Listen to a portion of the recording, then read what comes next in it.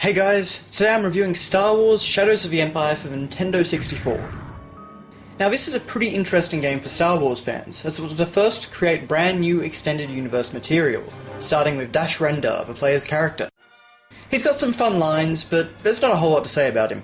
He's pretty stock standard. While the game begins during the Battle of Hoth from Episode 5, the bulk of the story takes place in between Empire and Return, where we meet plenty of familiar faces such as Luke Skywalker and Boba Fett.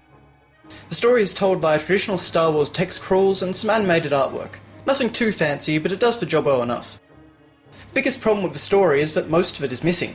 To get the full story, by which I mean the remaining 85%, you have to read the official novel. Yeah. But never mind about the story, what about the gameplay?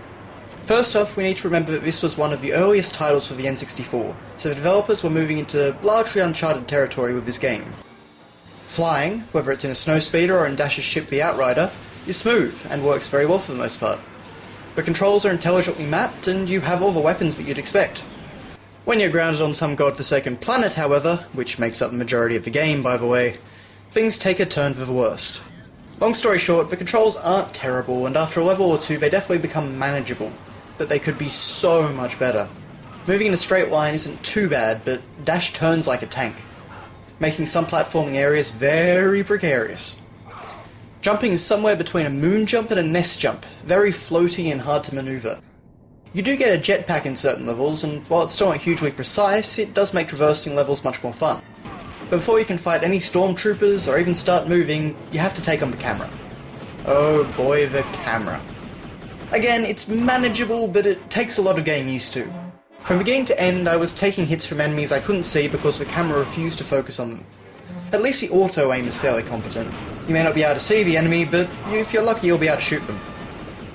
So after all that complaining, what did I think of Shadows of the Empire? Well honestly, after I got past the controls and the camera, I had a pretty good time. As a Star Wars fan, I love seeing characters and locations from the films, as well as hearing the fantastic orchestrated soundtrack. The Skyhook theme is one of my favourites.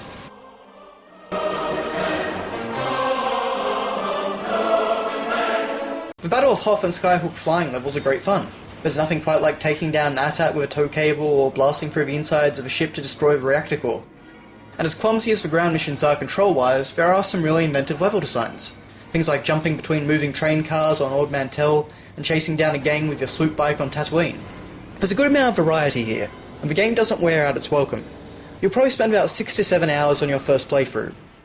If you really don't like the ground levels though, take my advice and play the game on easy mode. It'll save you a lot of unnecessary frustration.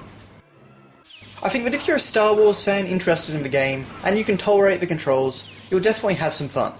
If not, well, there's still the Battle of Hoth mission at the start of the game. I really like this mission.